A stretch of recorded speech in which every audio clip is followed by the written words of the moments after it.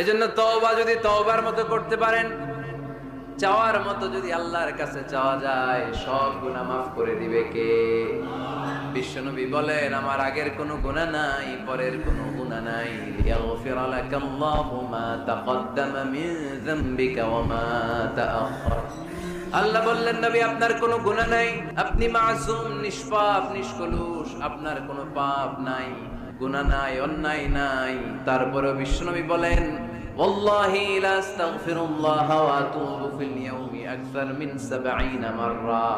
প্রতিদিন আমি বিশ্বনবী ৭০ বারেরও বেশি আল্লাহর কাছে তওবা করি।